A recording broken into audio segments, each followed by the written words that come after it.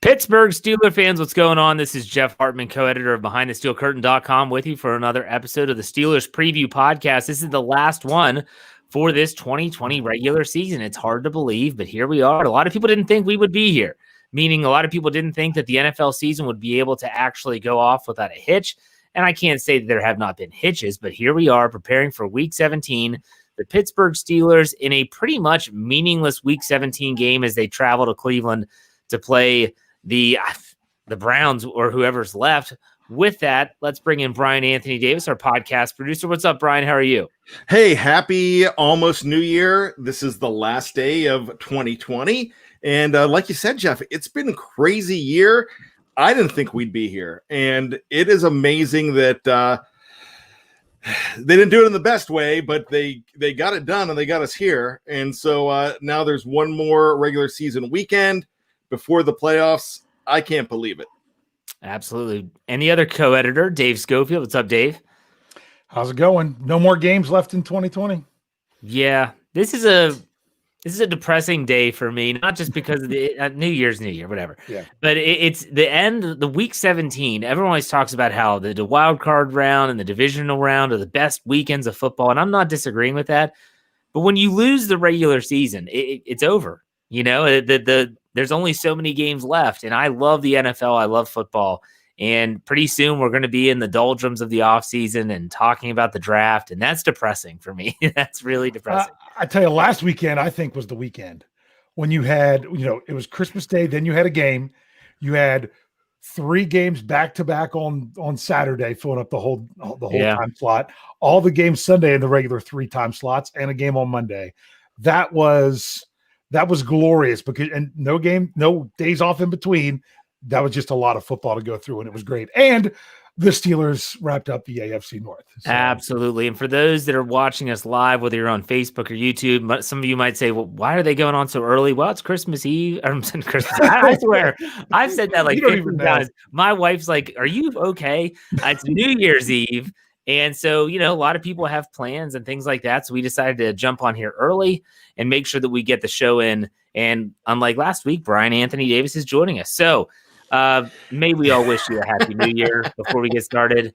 You already talked some news. Let's get right into the nitty gritty. And that is the fact that right now the Cleveland Browns, their COVID situation is not looking good. While there are some positives, the fact that those 4 wide receivers that were high-risk contacts were all removed from the COVID-19 reserve list today.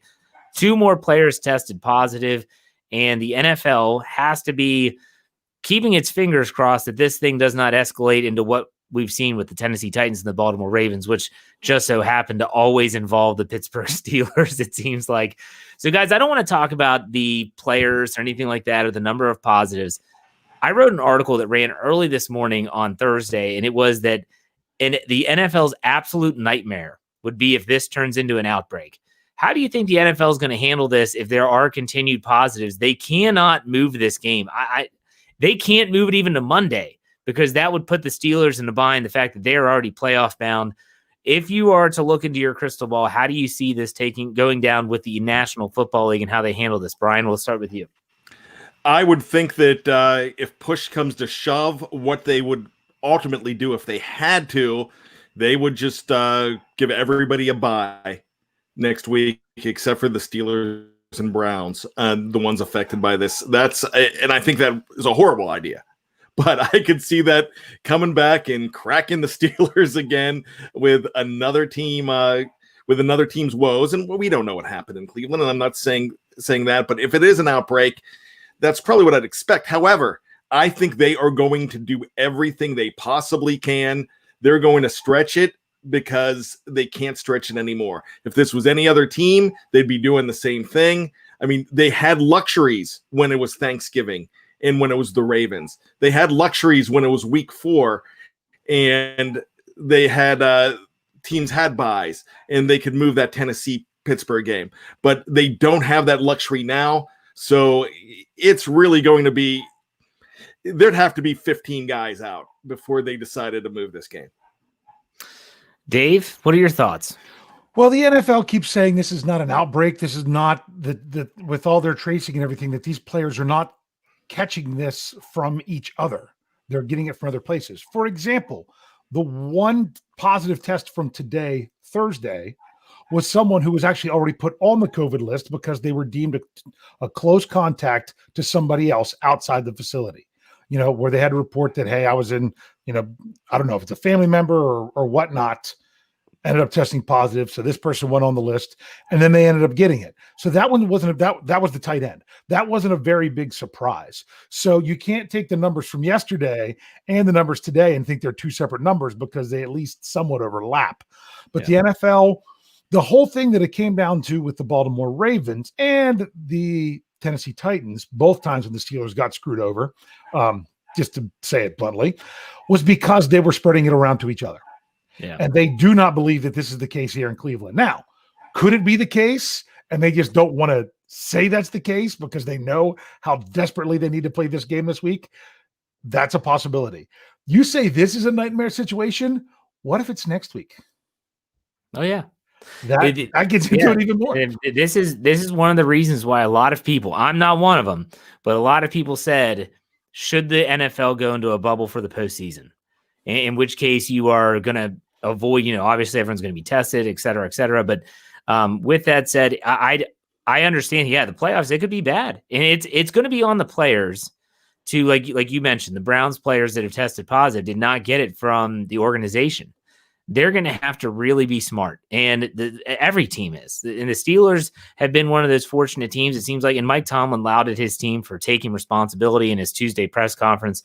But you know what? They cannot move this game. Not even a day. Not even a day. The NFL has to come out and say, and I think Rodney Lyles in our live chat right now, I'll put it up. He said, treat the Browns like Denver. And what he's referring to is the Denver Broncos when they had all those close contacts in their quarterback room, and they had to start a practice squad receiver who played quarterback in college as a running quarterback. You play the game no matter what. Now the Browns have to be praying that this doesn't turn into an outbreak, because I think the NFL would do that. I think the NFL would say, look, you find a way.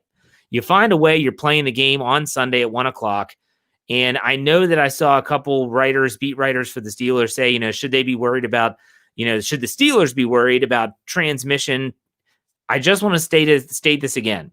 I recently, within the last 2 weeks, I read a research article about every single major field sport, outdoor sport.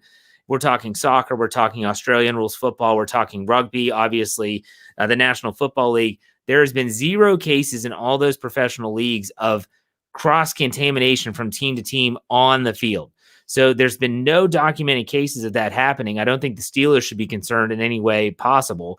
But at the same time, I think the NFL is going to say, look, you either play this game, or I don't think they would force them to forfeit, but you just got to play the game. They have nowhere to move this. Like Bryan said, creating a week 18 where everyone gets a bye, you cannot punish the Steelers for the Browns' issues. I just don't. I know, and Bryan, I'm not saying that you agree with that. That's just, I understand that, but we'll see how this plays out. Fingers crossed that this thing does not turn into an outbreak, that the NFL's contact tracing and the protocols that they've put in place will work and they will be able to play. But I do know that the team like the Browns, I think one of their inside linebackers was one of the positives, and they're really thin at that position anyways.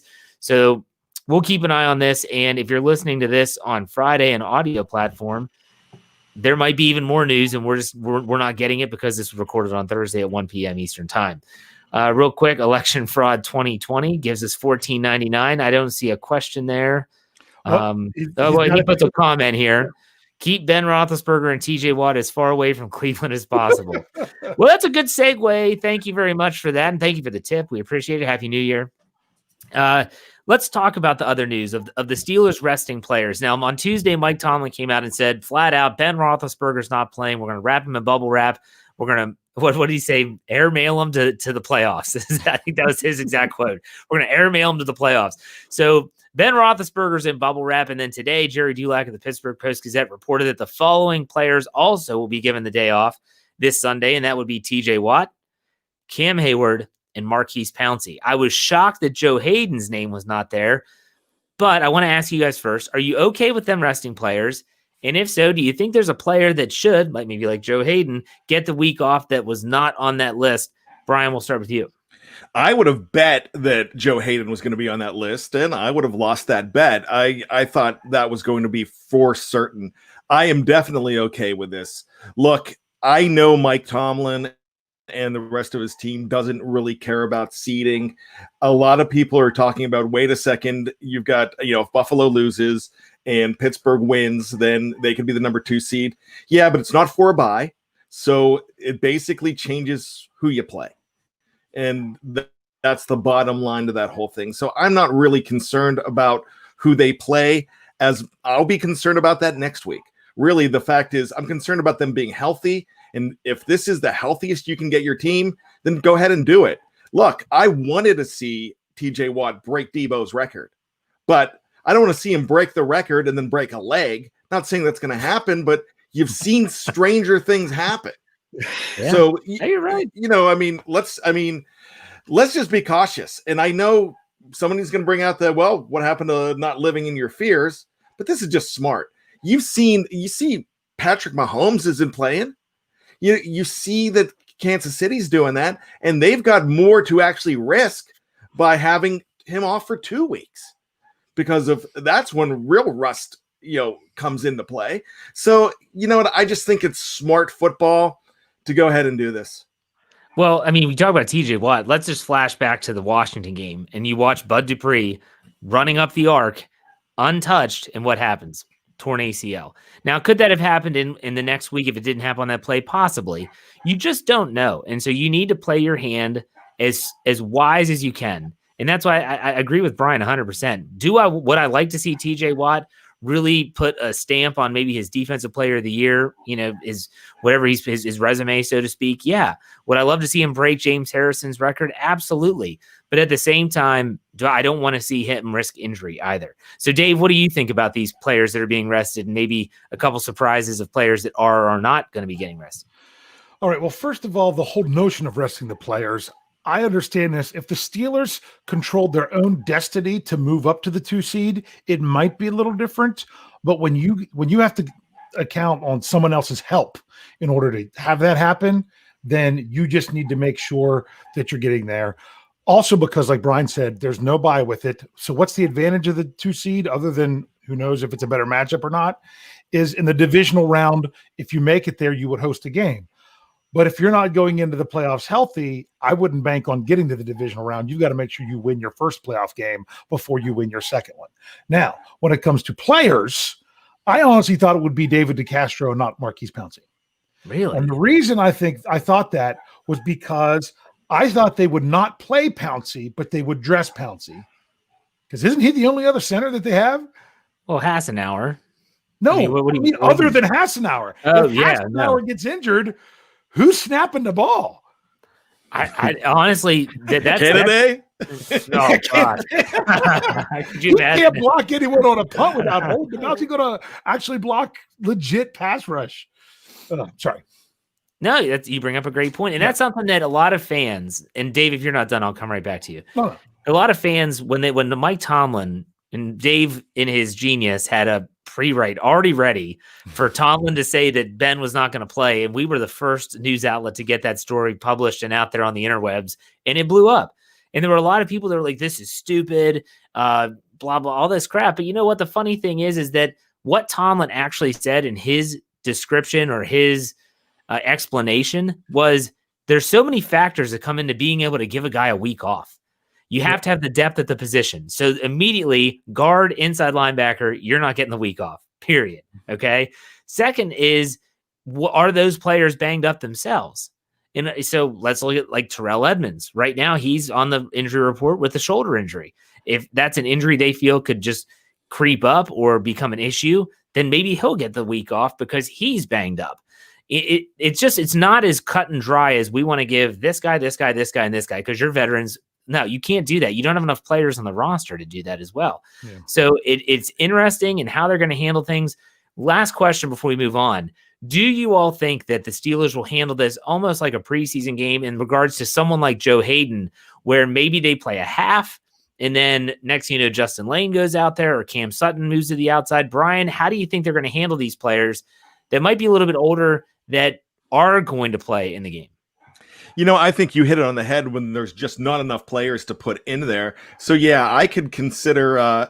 Actually, I thought they were going to do this with Watt. I thought he would play the first half and then rest the second half altogether. And so I could see that. I mean, I could see them wanting to get Cassius Marsh in there. I can see them wanting to see Lane and more of Sutton in there. Maybe see put a Denny in there also. Well, now we're probably going to see a Denny start. I haven't seen that for certain, but that kind of seems where this is going. So, I could see a lot of those guys getting a whole lot more action. But, on the offensive line, there's not a lot of guys to really sit, So I don't really expect if they do that with Pouncey. Actually, I think they're going to want to keep Pouncey in there to try to keep Mason safe. So, I don't expect every area to do that, but where you can, you're going to have that happen. What about you, Dave? Do you think they're going to go ahead and play this like a preseason game and maybe start taking players out in the second half? Or do you think, hey, if they're starting, they're going to play? I think they take them out if they aren't already out. There's going to be guys that dress for this game that might not play. That's the thing. You could take someone like a Joe Hayden, dress him for the game, but have him way down the depth chart and only use him if you need him. Because you can only sit, I'm going to say 7, because I'm going to assume that they will bring up 2 players from the practice squad for this game because it makes total sense for them to do it. They're going to, if Pouncey's sitting, they have to bring up a lineman because right now they only have 8 because of the whole Derwin Gray thing. So yeah, let's not get started there. So you're going to have guys that are still going to need to dress, but not play, which look at the positions where the Steelers have players that they've had inactive recently. Okay. You could have 2 defensive linemen not active for the game if you wanted to, because they usually only dress 5. They've been dressing an extra one at 6 and still sitting 1. So you could go into this game with 5 defensive linemen and have both Hayward and Tuitt sitting out, or Alualu or someone. I have a feeling somebody like a Stephon Tuitt or Tyson Alualu, they might play a few series, but then they're just going to be backups in case they get thin at the position for later on. Don't know that they can. You can't do exactly like the preseason game where you see guys, don't even have their shoulder pads on the sidelines in the second half after halftime because you were dealing with 90-man rosters, and that's not what you have right now. Well, let's go through this. Let's do this exercise. What are some positions? You said defensive line. I agree with that 100%. Where you could foresee the Steelers actually saying, "Hey, we're gonna dress you because we just in a worst case scenario we have to throw you out there." But at the same time, you're going to get a lot of backups, quality time. So, Bryan, what's another position other than defensive line you could see them doing that? Secondary and wide receiver. Yeah, I would also throw in running back. Yeah, I think you could see James Conner.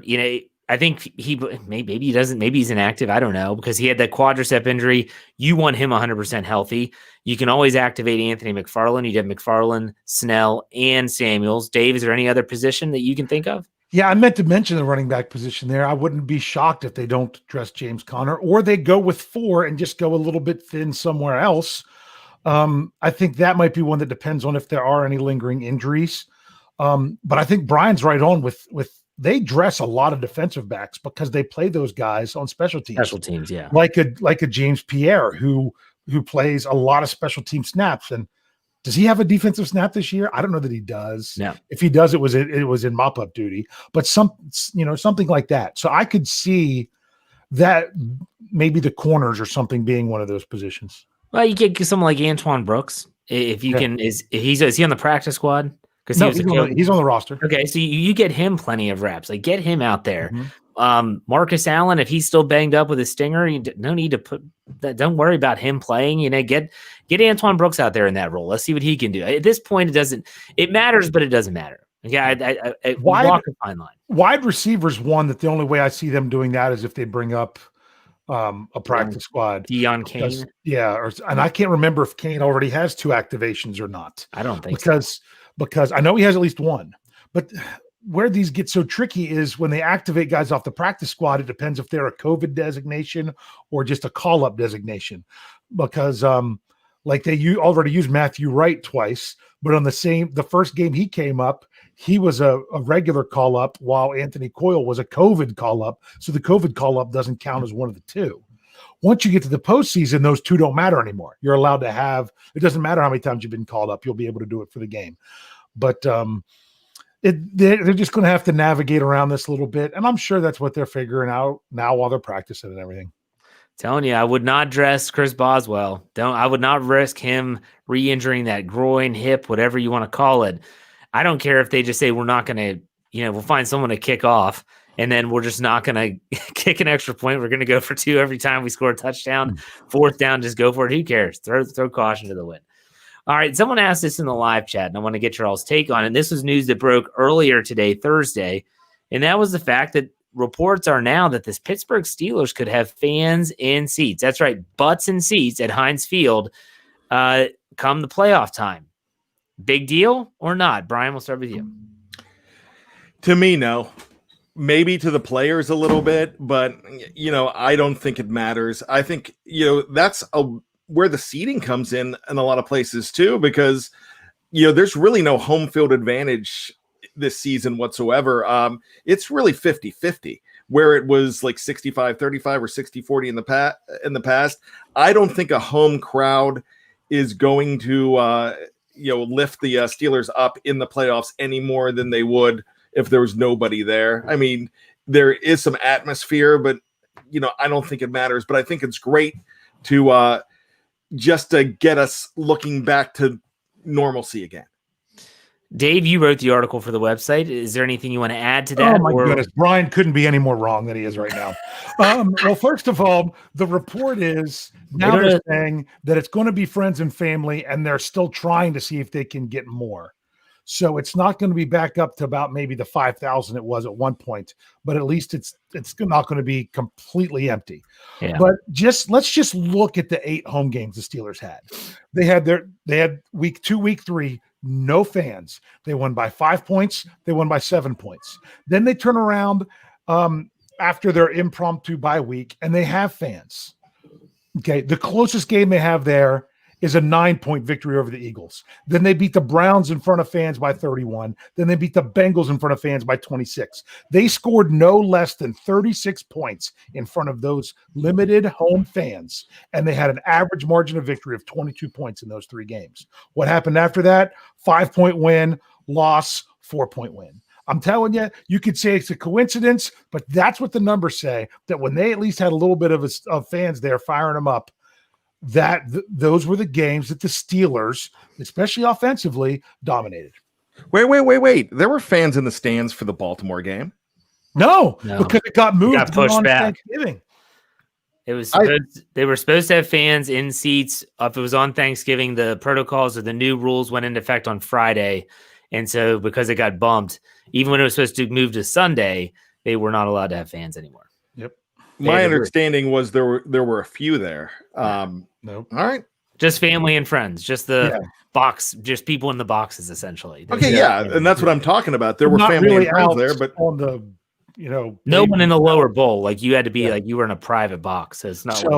So what they are saying now is it might only be family and friends, but it will be in the lower bowl, because they're going to be very limited with their number of seats, trying to work out where they can get even more, but it's not set right now. That was the latest. I was just checking it just not even 10 minutes ago. It's interesting to me that when the Steelers did allow, 5,500 people, and that included that was total fans. I think it was 7,000 total. 7,500 with everybody. It ended up being about 5,500 fans. Yeah. The Steelers said, we're only going to have people in the lower bowl. Like, that's it. However, in Baltimore, when I think they only had 1 or 2 games with fans before it got shut down, they said, we're going to spread everyone out throughout the whole stadium. They used the upper deck as well as the lower bowl. I'm shocked. It's just a difference in viewing. I guess the Steelers probably wanted everyone as close as possible to try to get some type of atmosphere, but I get it. I get it either way. So anything to add there, Brian? Are you good? I agree. So we'll agree. I disagree. So we'll agree to disagree on that, because, I don't think all those fans in Buffalo didn't really hurt or help the Bills, because there were 0. This is a different year. I don't think even 5,000 fans are going to make them score 38 points. If you're good, you're good. If you suck, players, you suck. They say it's even with a very limited amount of fans, hearing people cheer them there at Heinz Field. Yeah, but they're not going to tell you. They're not going to tell you if hey, they're not going to say that the fans don't matter. That'd be a death wish. They're not going to say that. Here's the thing. Back it up. Well, hold on. Here's the thing. Pittsburgh doesn't matter here. Where you have to go is you have to go to places that have had fans all year. Go to Kansas City. Like Kansas City is, I believe, they've had fans from the opening kickoff. They had fans there for that very first, the season opening Thursday night game. They had fans there. And then I think even in Cleveland, they've had fans there this entire time. Almost the whole time. Almost the whole time. Now, I don't know how many fans they've had. Down in Florida, they've allowed upwards of, I think, 10,000, close to 10,000 in some areas. And I would just be curious to see what that meant, what that was, in terms of win-loss and things like that. You look at a team like Tampa Bay, you look at Jacksonville. I mean, that's same state, but different teams altogether. Jacksonville's never done a good job with attendance, so we probably shouldn't lump them into that. But still interesting. And I think after the season's over, it would be a really interesting deep dive into who had fans, how many were they allowed to have, and did it impact the result? It's just I'm already looking at it. You already told me that was part of my breakdown. That's right. After the season. All right, let's get to some super chats here. Kurt Von A gives us $5. Thank you very much. Happy New Year. He said, what kind of protection do you think this makeshift O-line will give Mason? Well, how makeshift will it be? From what it sounds like, it's going to be everyone but Pouncey. So I wouldn't say it's that makeshift. Brian, what do you think? I think they're going to be fine. Okay, Dave? Yeah, I do too. I think you're going to see David DeCastro, maybe some to start, and then you'll see Danny Isadora coming in for him. Okay. And you'll probably see Gerald Hawkins going in for Big Al at some point. But these are also now Isadora. It would be his first action as a Steeler, but other than that, we'll see. I mean, who's going to be left on the defense for the Browns? Well, I mean, it'll be interesting to see. For the Steelers, they just signed that tackle to the practice squad. Are they going to promote him even? And for this game, I don't think that he would necessarily be up to speed to be able to play. Then again, maybe an offensive lineman is just like, look, tell me which way to block and I can block. I don't know. Yeah. But so they do have some options there. $4.99 from Election Fraud 2020 says, if the Steelers are allowed to have fans at Heinz Field, then I want the 2 seed, a chance at 3 home playoff games. Yeah, I mean, I don't, guys, we'll talk about it this way. Do you put much stock between the 2 and the 3? We'll put it that way. Brian, we'll start with you. No, at this point, not really, because I still don't believe home field advantage in 2020 is going to matter as much when there's not 65,000 fans. Okay. When there's a handful, it's not doing a difference. It's not making a difference. Dave? Not enough to not take the opportunity to give guys a bye week that didn't get one in 2020, because the Steelers did not have a bye week. They didn't even have a mini bye ever. I don't care what you say. So that's the thing, because you can't look to the second round of the playoffs. You've got to worry more about getting there by taking care of the first round. I'm going to say that there is home field advantage, but it's not so much in game. It's the fact that you're staying at your own home. It's the fact that you're in your locker room, that you're comfortable. I think there is something to be said about that. And that's something Mike Tomlin has alluded to previous weeks about. He was asked about how important is it to be home. And he said, look, I understand we wish we had 65,000 screaming, terrible towels twirling and all that stuff. He said, but just being able to be at home is important. He said, and I think that shouldn't be underscored. Mark Pace gives us $10. And he said, thoughts when the Chiefs released Kareem Hunt. Did the Steelers waste an opportunity not picking him up? Correct me if I'm wrong, guys. Did he clear waivers, or did the Browns pick him up off the waivers? Because if the Browns put in a waiver claim for him, the Steelers never would have had a chance anyways, because the Cleveland Browns would have been so much higher on the priority list. Dave, do you remember? I'm looking that up, so ask Brian. Okay, Brian, do you remember? I'm going to defer to Dave, but I'm thinking that nobody really had a chance to pick up Kareem Hunt. That's what I'm thinking too, because there were a lot of people that said, oh, they should get Kareem Hunt, but he has to clear waivers. And even so, I don't know. I'm not sure what exactly that was 3 years ago. That was in They cut him in December of 2018, and he signed, wasn't claimed in waivers, but he signed in the offseason of 2019. So yeah, he was out there for a while. He was not claimed off waivers. So he cleared waivers. He could have potentially chose the best situation and the most money for whoever he went. So he did clear waivers. The Steelers could have, we don't know. They could have put in an offer. Kansas City didn't want him anymore because of what happened, because of his character. What makes you think that the Steelers would want his character? And he's a hometown guy. He went home to Cleveland. The Chiefs are cool with Tyreek Hill, though. Okay, let's go to the next super chat. Cody Marshall gives $5, and he says, "Happy New Year, guys. Been a pleasure listening to this show since way back when Jeff had hair. I still have hair. All right, Cody. That's a cheap shot. That's a cheap shot. It's just really thin. Okay. Jeff had real hair. Maybe we have the picture of him and his headphones and a gorgeous head of hair. In fact, I'm going to start putting that on his thumbnails. I don't care. All right, here we go. Chris Fertucci gives us $4.99. Says, any chance we see Wendell Smallwood? That's a name that everyone has talked about. Like, when are we going to see this guy? And he's never been activated. Bryan, we'll start with you. You will see him in flashbacks to the 2016 game against the Eagles when he helped torch the Steelers. But I think that's about it. I mean, I really that was brought up a couple of weeks ago, and my feeling is the reason you haven't seen them is they don't like what they see in practice. Maybe. Dave, what do you think? There's no reason to rest Benny Snell, Jalen Samuels, and Anthony McFarland Jr.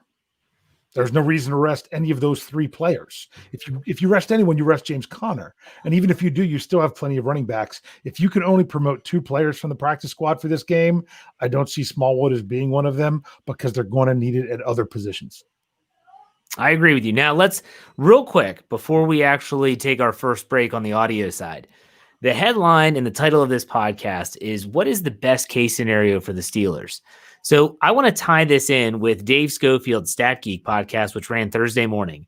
Now, if you're someone that likes to be active while you're listening to podcasts, you can't do that with this podcast. You have to sit down, maybe get a pen and pencil, I'm not sure, and take notes, because Dave throws the second half of his show, which starts to outline playoff scenarios, is so complex that I'm sitting there. I actually listen to him when I'm in the gym, and I'm like, what is he talking about? He lost me.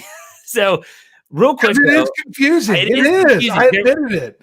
People that say, well, the Steelers are definitely going to play the Ravens. No, that is not the case. There's a possibility that they can play so many different teams. But guys, I want to ask you, in terms of who they could play in the AFC wildcard round, what is the best case scenario for the Steelers? Bryan, start with you. Wow. I'm thinking right now, probably Indianapolis. Indy? Or Miami. Actually, let me switch that to Miami. Okay. What about you, Dave? Best case scenario? Yeah, because, well, the odds of them actually facing Miami are so low. If other than Tennessee, Miami is the least likely team that they're going to face.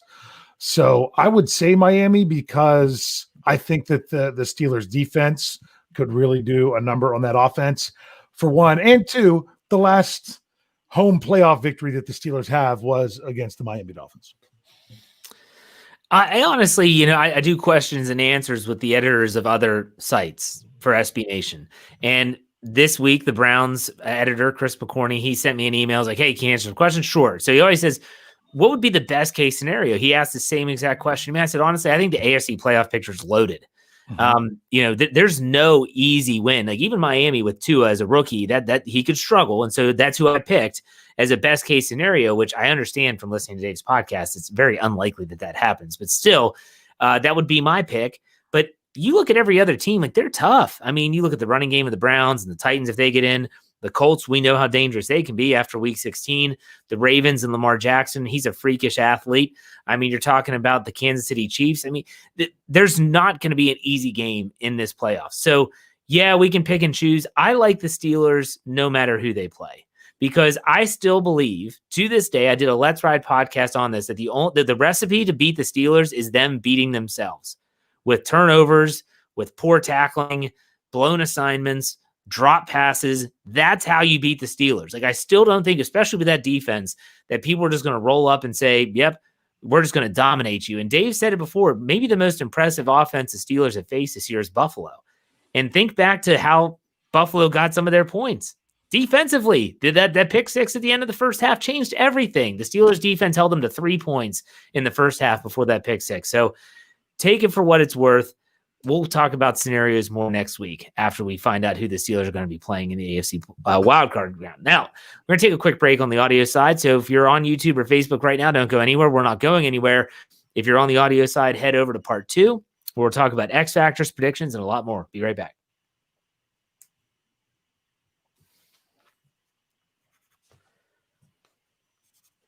All right, Pittsburgh Steelers fans, welcome back to the second segment of the Steelers Preview Podcast. I'm Jeff Hartman, co-editor of BehindTheSteelCurtain.com. Joining me as always, podcast producer Bryan Anthony Davis, the other co-editor, Dave Schofield, and we are talking Steelers versus Browns at this point. And this is tough. I actually think this is fun. When you have to think out, this is Bryan, this is right in your wheelhouse, Bryan, thinking outside the box. This is the BJ Finney game for Bryan Anthony Davis when it comes to X Factors. So when you're thinking about X Factors for a game that doesn't really matter, it does. And yes, they could move to the 2 seed if Buffalo loses and the Steelers win. Who's the X Factor? We'll start with offense for you, Bryan. We'll let you go first. Who's the X Factor on offense for this Week 17 game? Okay, there's an obvious one, so I'm going to take a less obvious one, and it's going to be Chase Claypool. And here's the reason why. Chase Claypool said the other day that he has a locker next to Mason Rudolph, that he bends Mason Rudolph's ear all the time. Mason talks to him about patterns, about passing. Everybody's going to come up with the Cowboy connection, the Steel Cowboys from last year, when everybody wanted to talk about how James Washington was going to have an amazing year because Mason Rudolph was going to be throwing the ball to him. Hey, Duck Hodges threw more balls to James Washington, the guy completed, than Mason Rudolph did last year, or so it seems. I might be wrong on that, but it seems like they had more of a rapport. So we talk about that rapport just because it goes back to college. No, it really is what's happening now in the NFL locker room. And I think that Chase Claypool is going to be targeted a lot by Mason Rudolph when he throws the football. Okay. Dave Schofield. All right. This is a bit of a Bryan Anthony Davis answer, but it is actually within the Steelers organization. The offensive X factor for Week 17 is none other than Randy Land. Oh, you stole mine. Dang it. Go ahead. Dave. It's obvious because, okay, you're playing Mason Rudolph. If he comes out and you start seeing these 1 yard out patterns to the sidelines, or the 2 yard slants, or everything little easy dink and dunk, what the Steelers had basically been trying to do offensively the last, 4.5 games. If you see that, first of all, that should tell me that they need to take away his play calling sheet for the playoffs. Okay, that's one. But two, you don't got to hold anything back with this kid. You're not trying. And it's obvious that winning the game is not the most important thing here. I mean, I don't care if you come out. This is the perfect opportunity for an offensive coordinator to say, all right, you know what we're going to do? Last game of the season, can't hold anything back. Sorry, I just had to take their regular offense and put it in the trash can for the week.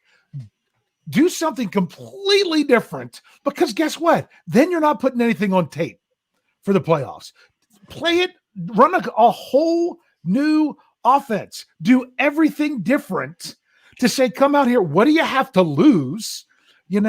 All you're doing is basically making sure guys are doing it. You're not going with your guy that's really calling your offense. You might as well just do something completely different.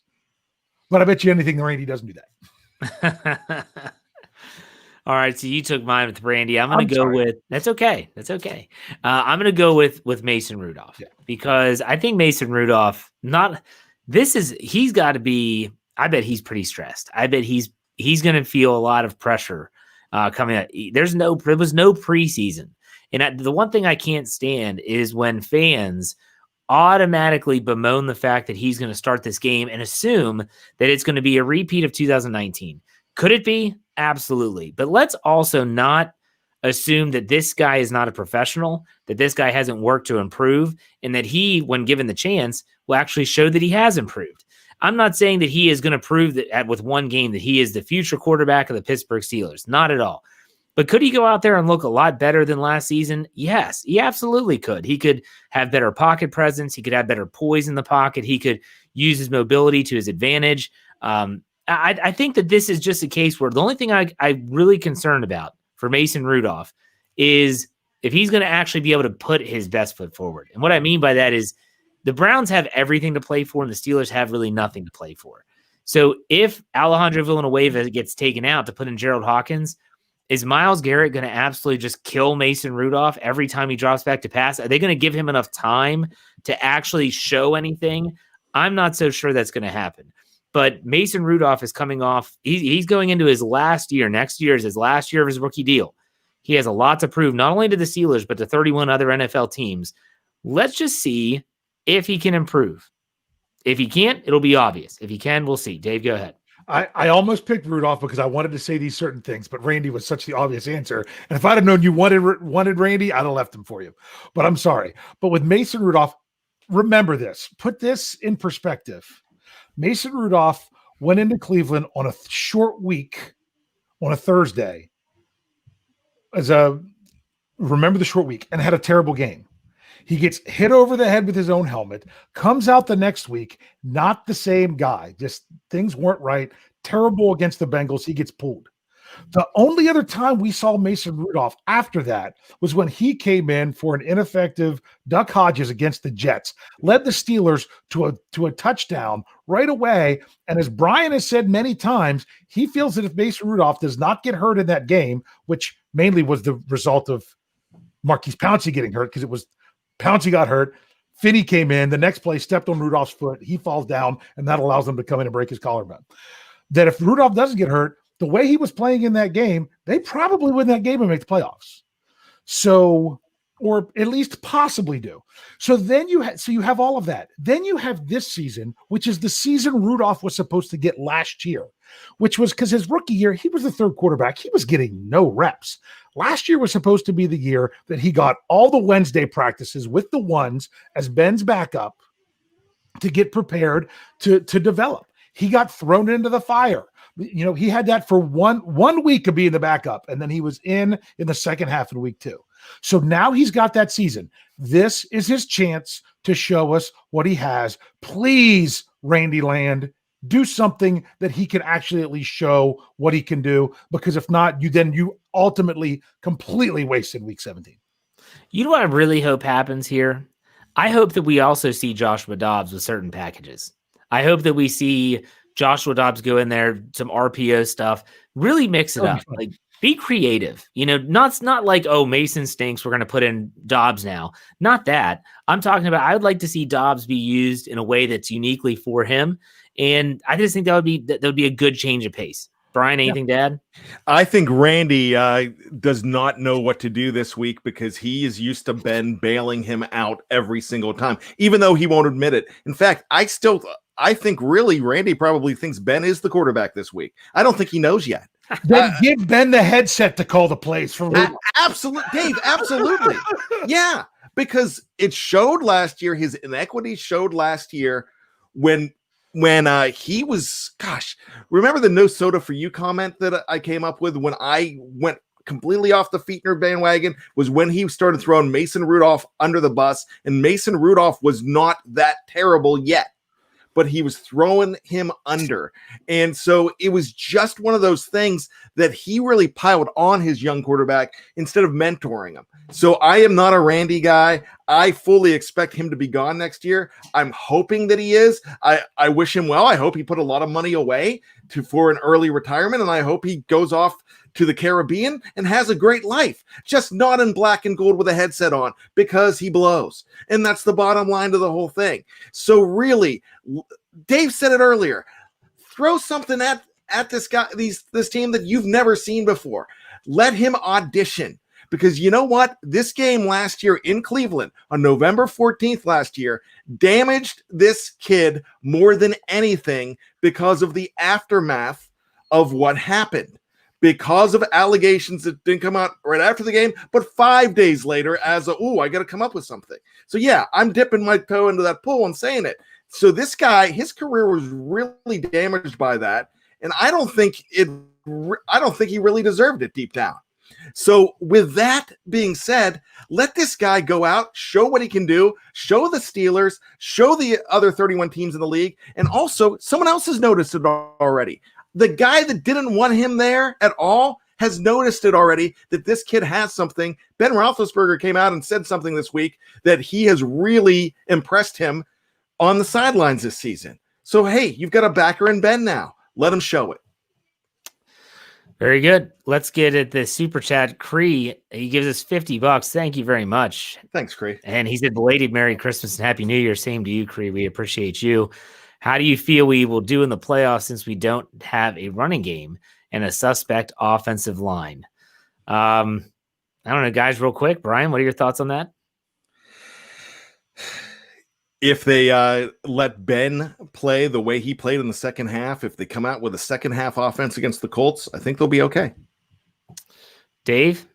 I would much rather have a stifling defense than the league's best running game.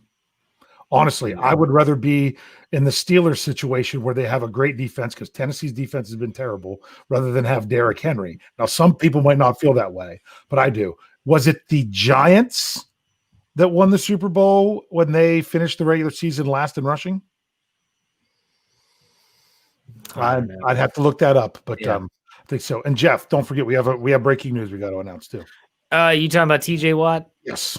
Yeah, TJ Watt. This comes from our deputy editor, Michael Beck, in the live chat, said that Mr. TJ Watt was just named Steelers' most valuable player for the 2020 season. I think that's it's a good pick. And who else would you pick? I mean, maybe Ben, but Ben rarely ever the MVP. I think he's only been the MVP one time in his career. So TJ Watt, who won it last year? I think it was TJ Watt, wasn't it? Yeah, Jared Devil was saying second year in a row, and I'm kind of thinking that. Yeah, this came right from the Steelers. The alert came from the Steelers that they announced it too. It was not Doug Hodges. I know that. It was Mason Rudolph. Hey, Cree, thank you for that. Yeah. Merry Christmas and Happy New Year to you as well. Yeah, no doubt. Let's go to the defensive side for our X factors for the defensive side of the football. Bryan Anthony Davis, who is that? I'm going to say Vince Williams. Okay. I always say Vince Williams. I have that crush on Vince Williams, I guess, as far as players go. I really think this is a team that could run the ball. They could not run the ball last week well. Why? Because they had no receivers, and everybody knew that they were going to rely on Nick Chubb.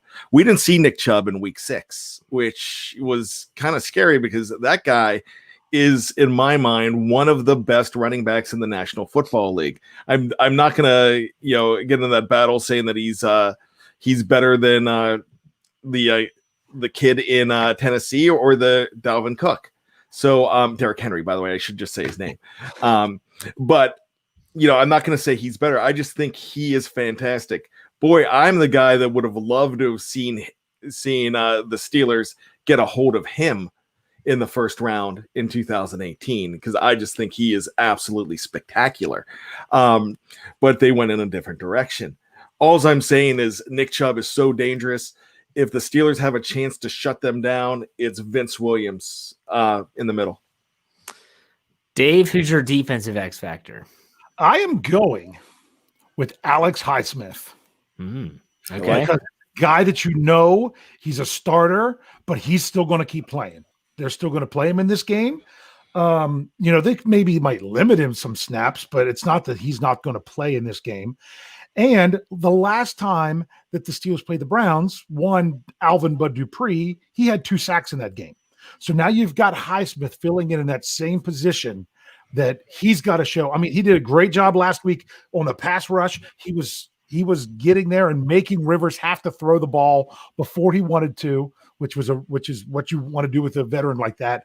Against someone like Baker Mayfield, he's probably going to get home on those sacks because even the way Vince Williams described it, playing up against Phillip Rivers, Baker Mayfield ain't no Phillip Rivers when it comes to breaking down defenses and making wise decisions. So let's get someone who's going to get after the quarterback, and we'll go with Highsmith. I like that. I like that pick a lot. For me, I'm going to kind of piggyback off of my offensive X factor. I talked about no preseason and Mason Rudolph and anxious to see how he looks. I want to see the same on the defensive side. So someone like Justin Lane, someone like Antoine Brooks, someone like Carlos Davis. Carlos Davis got a helmet over Isaiah Buggs last week. Think about that. This was a guy that every single one of us, and we weren't the only show on our podcast platform that said, not even going to make the team. Maybe he'll be on the practice squad. He's made the team, and now he's playing. So this project, quote unquote, is seeing time. I want to see. I don't want to see any injuries on defense. Get Minkah Fitzpatrick. Don't even put that guy on the field. Good Lord. Let Sean Davis play. Let Sean Davis play safety. Let Minkah stand on the sideline with his helmet in hand. It would be what, Dave? You're shaking your head. No, you got to put Minkah out there that first series to get in Mayfield's head because. Yeah, seriously.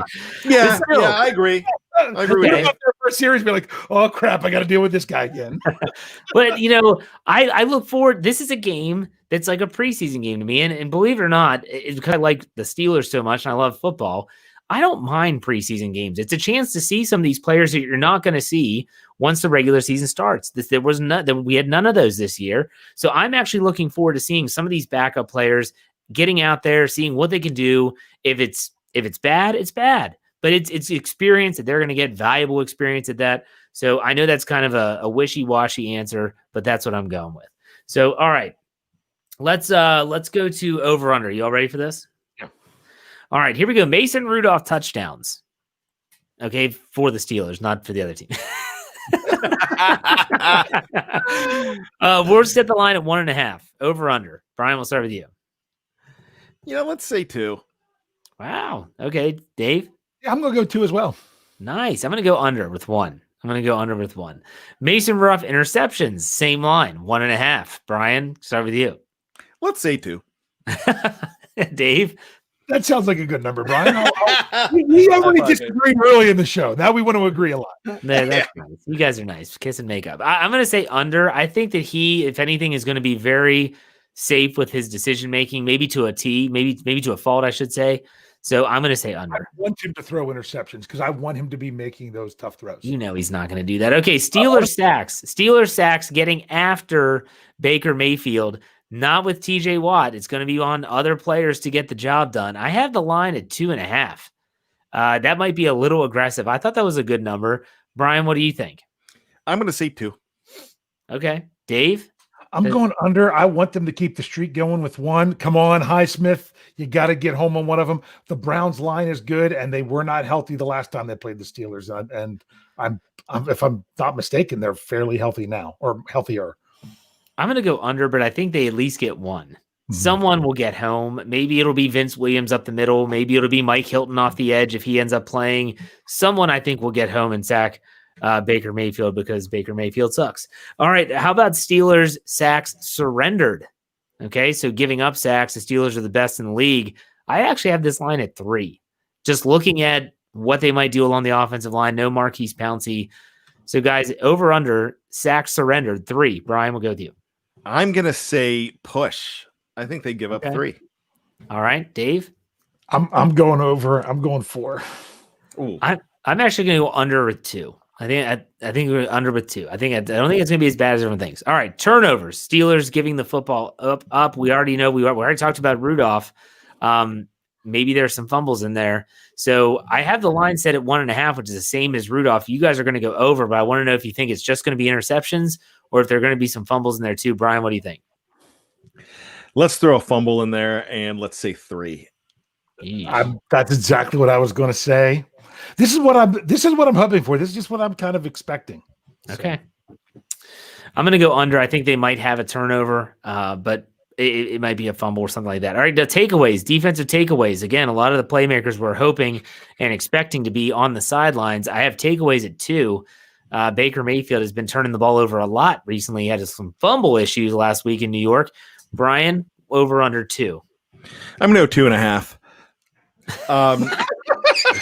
Over. Nah, I just wanted to see faces on that one. Now let's actually. I want to go with a push on that too. I think that they still can get some turnovers. One of the guys, like you're going to see a Sutton get one maybe. And I think you might see a Highsmith get one. Someone along the lines of that, but only 2. So let's push it. Okay, Dave? Before you set your line, I knew what my answer was going to be, and it was 2. So it's a push. Okay. All right.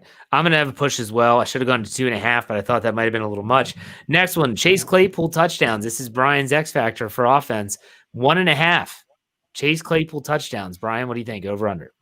Well, I can't go salt and pepper and do the push it real good on this one. So let's go 2. Let's go over. All right. What about you, Dave? Yeah, I'm going under. Going under? Do you think he gets one at all? I hope he gets one. I'd like to see him get one. I'm going to go under. I'm going to go under with 1. I think he gets 1, but he needs 2 to break the rookie record, doesn't he? For most touchdowns for a rookie in a season. I think, was it Bryan that put that in an article or someone? No, I'm sorry. It was Michael Beck who did the Steelers stats. I think he said that maybe it was Louis Lips as a rookie has set the record for touchdowns for a rookie. Anyways, last one, over under rushing yards for the Pittsburgh Steelers. We're going to set that number at a lofty 70. Over under rushing yards. Brian, what do you think? I'm going to say over. Wow. Okay, man. Nice. Dave, what do you think? I'm going under because I think even 60 yards would be a good day for the Steelers. Well, yeah, they're coming off a whopping 20 yards rushing last week in week 15. I'm going to say under as well. I just don't think they run the ball well. Again, they're going to have subs in. Cleveland just is not behind Dotson all day, and that's true. Yeah, just run it. And wouldn't it be crazy if we're coming back and talking about the Mason Rudolph threw 9 pass attempts as the Steelers rushed for 287 yards as they knock the Browns out. I would love that headline. I would love. All right, Dave, go ahead and go over the odds. The spread in the over under right now, and we're going to get into our predictions. The spread changed. I'm going to refresh it again just to make sure it didn't change again because it changed. You'll see why it mattered when it changed on me. The spread is now where the Steelers are +9. They are +9 with an over-under of 42. So they are 9-point underdogs. It was 10. I wonder if the COVID stuff's coming into play. It might. Brian, what are your thoughts? What's your prediction for this game? Well, let's go ahead and take the under on this game. I think the Pittsburgh Steelers defense is still really, really good. I know Watt's sitting. I know Hayward's sitting. I still like what they have on that team. I like the fire and the backups. I think you might even see a guy like Cassius Marsh get some playing time too. I'm really excited to see what they can do. There's a part of me, a lot of my heart, and even maybe a fraction of my head says that the Steelers could win this game. I'm not going to go in that direction. I'm actually going to pick against the Steelers for the first time in a long, long time, but it's because of everybody that's sitting. But the best thing about a team is when they've got nothing to lose, sometimes they're a little more dangerous. So the Steelers have nothing to lose in this game, but guys have a lot of stuff to prove as far as individuals. I'm still going to say that Cleveland wins this game, punches their ticket to the playoffs. They're going to do it by the score of 20-17. Ooh, close one. Dave, what's your prediction?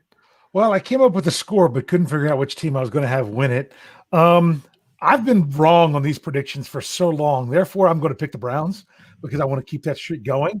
I'm going to say that the final score is going to be 24-20 and I have that the Steelers offense will have the ball in field goal range, but they're going to need more than a field goal, and they just can't get it done with their with the inexperience that they're going to have in at the time. But they'll be going for it.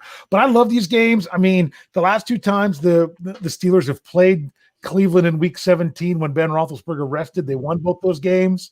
Now both of them were in Pittsburgh, and they were going up against the 1-14 Browns and the 0-15 Browns. So this is completely different.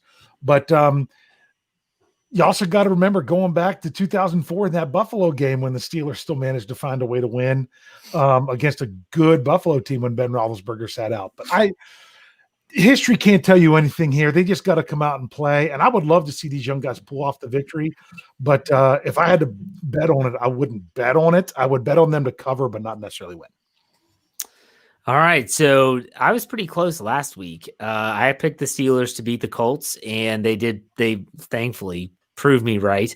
But this week, well, who am I kidding? I still think the Steelers are going to win. I can't pick against the Steelers on the homer. Come on, people. I mean, come on.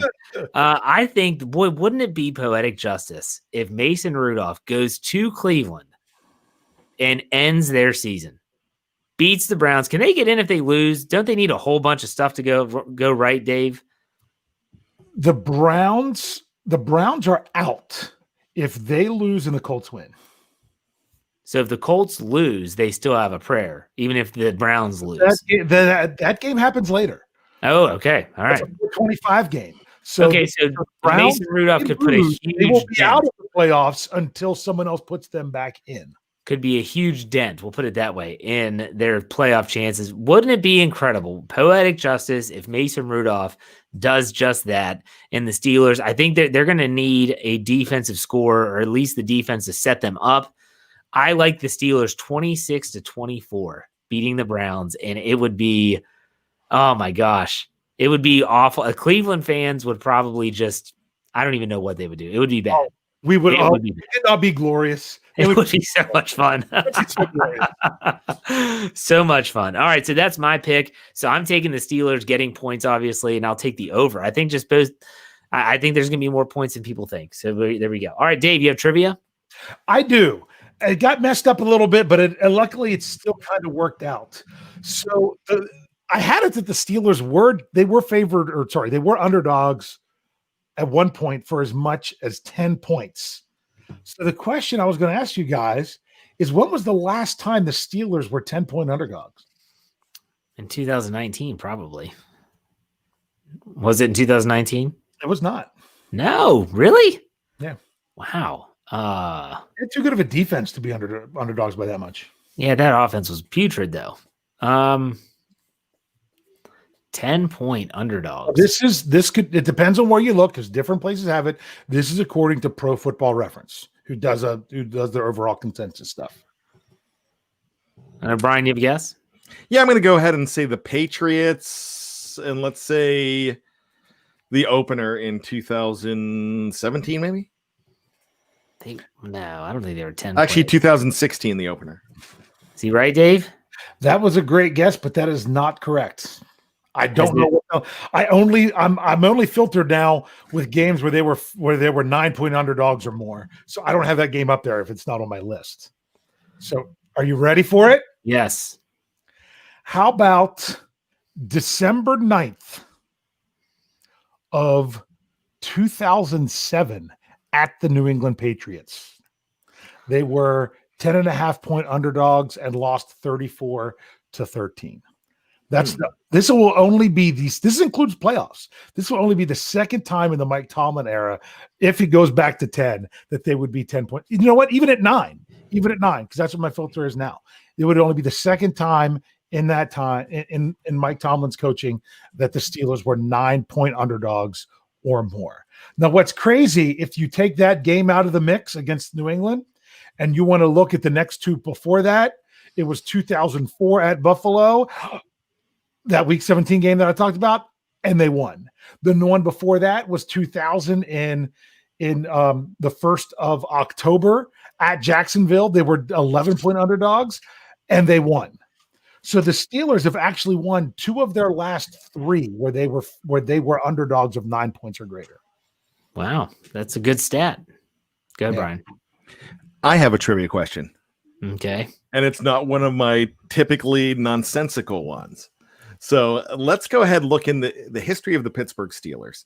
88 years of this team. Most of the time, they have had a Hall of Famer on their roster. Now, of course, they have not had a Hall of Famer on their roster since 2014, when Troy Polamalu, when he went ahead and retired after that season. So we're not going to count the years following that, because they might have a future Hall of Famer on the roster. They might have a few. But when was the last time that the Steelers had a season when they did not have a Hall of Famer on their roster? I don't know. Okay, so you're saying, I'm trying to get the last time they didn't have someone who is now in the Hall of Fame. Is now in the Hall of Fame. Okay. And we said we're not allowed to say 2020 because there's no one in the Hall of Fame on the 2020 roster. Yeah. So you can't say 15 through 20 because no one's officially in. Gotcha. And we are not counting coaches either. coaches. So you can't count. Can't say Dick LeBeau. Yeah. Yeah. I have no clue. Jerry, let me think here. Give me a second. So, because you got to think Palomalu, because you got to count him now, correct? That's all the way to 2003. Yeah, that's back to 2003. Before that they had Jerome Bettis. He went back to, when did he come? 98? He came in 96. 96. Oh, that's right, because the Super Bowl was played in 96, but it was the 95 season. So then you go to 93 because of, you go to 93 because of Kevin Green. Well, and you got Rod Woodson. Yeah. In there. So you're really going back. You're missing a guy in Dermani, by the way. Oh, well, we're just, whether we're missing. I knew Dermani was there for a long time. So now you're back in the 80s. Yeah. Yep. Well, with Woodson, you're back to 87 at least. Yeah, I was going to say Woodson goes back to there. How about, when was Dermani? So are we talking 86? No, we're going to talk 68 because Stallworth and Shell both retired in 87. They came on in 74. Right. And then, of course, you've got Joe Green coming in 69 that eclipses all of those. They had the last one before there was a 3-year stretch. In 1965, John Henry Johnson left. And so in 66, 67, and 68, there were no Hall of Famers. I was wondering if there was one squeezed in there in the 80s, but if I would have realized that, that's right, that Stallworth was still there, then I knew it would have gone back to the 60s. So good question. Yeah, very good question. And Scott Lane, thanks for the advice, but that's just a habit. That's what I do. Mm-hmm. Okay. Bold prediction time. Time. So let's go with Bryan. He's the one that writes the bold prediction article. It runs every game day, in which case he picks some crazy predictions that typically surround themselves with Bougie Smith-Schuster. And then he also does some of his own actual bold predictions. So Bryan, what's your bold prediction for this week? Well, it's just going to go back to what I was saying earlier. I think Chase Claypool goes absolutely off in this game. So I am going to give him 2 touchdowns in this game through the air and 1 on the ground. He gets 3. Wow. Dave, bold prediction. I had a couple. I was going to try to do something that involved, that you're going to see a nice double team between Big Al and Kevin Dodson to make sure they put Myles Garrett on his back at some point in the first drive. That I was thinking about going that way, but instead I'm going to go with my defensive X factor. I think Alex Highsmith. Let's go with the defensive touchdown. No, that's nice. That would be awesome. I'm going to go with the fact that I think this game is going to be really chippy. And I think there's going to be a lot of extracurricular stuff going on. I do think Myles Garrett sacks Mason Rudolph, and all eyes are going to be on that encounter, that situation, and what happens. We'll see who gets the last laugh and returns in terms of, winning the football game.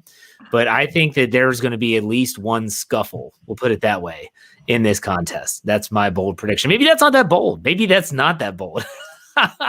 But I just think that I think this could get ugly. I think this game could get ugly. See, you should have done you should have done an over under of fights in the game.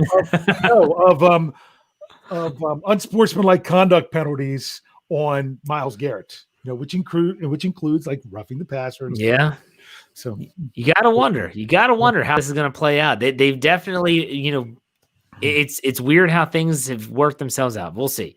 All right, let's go ahead, Dave. One last thing I was going to say. I want to sum it up for people that are like, what's it going to take? What's going to happen for the Steelers and Ravens for them to meet up in the first round of the playoffs?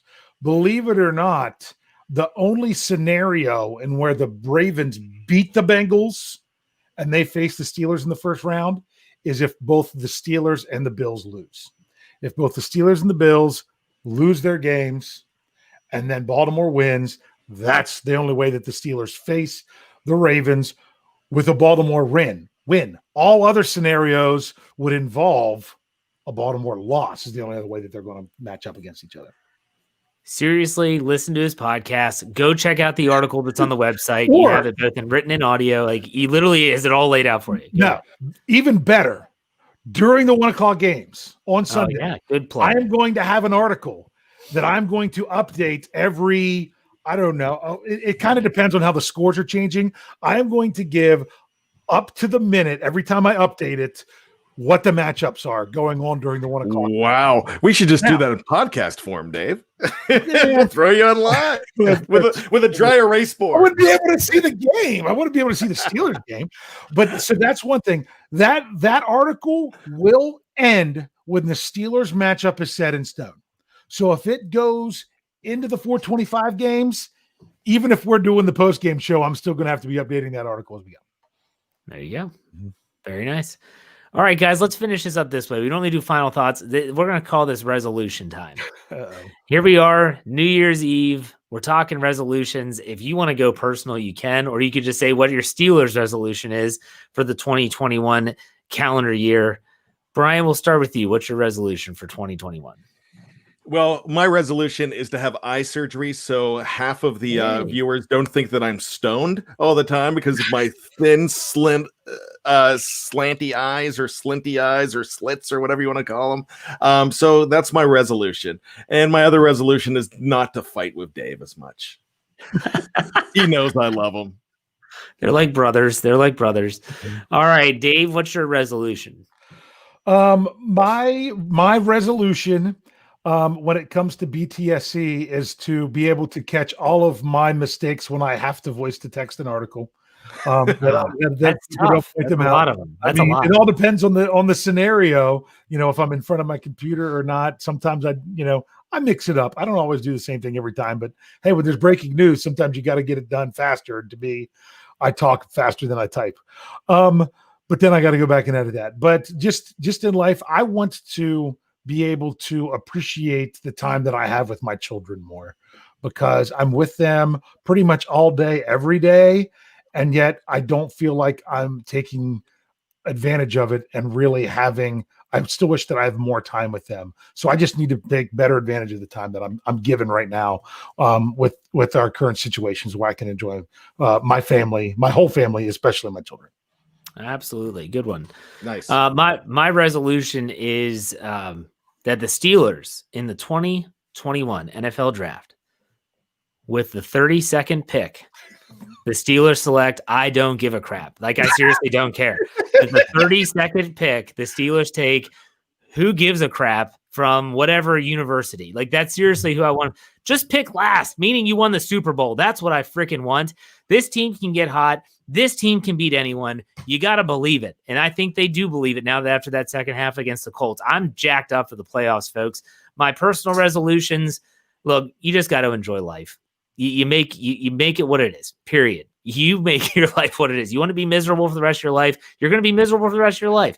If you want to look at, I like to look through my world of black and gold lenses, and everything looks peachy keen right now, all right? So, guys, Happy New Year. I wish you all both a Happy New Year. Everyone that's out there listening or watching, Happy New Year. Hope you start 2021 off the right way. And that's with us, BehindTheSteelCurtain.com, which should be your one-stop shop for all things Steelers, and our audio side. If you're watching live on Facebook or on YouTube, make sure that you know that we have so much more content other than these live shows. So go to wherever you get your podcasts, iTunes, Apple Podcasts, Google Play, Stitcher, Anchor, Pandora, Spotify, you name it. Follow, subscribe, do whatever you have to do. Search Steelers or Behind the Steel Curtain. You'll find us. Guaranteed. Someone just asked me what jersey I'm going to wear on Sunday. I do have a Mason Rudolph jersey. I'm scared to put that on. I've never worn a non-Ben jersey since 2004. So I'm very superstitious. We'll see. We will see. So, all right, guys, Happy New Year, everyone. Dave, why don't you send us out? Hey. There it is. The last one for 2020. We'll see you next week, everyone.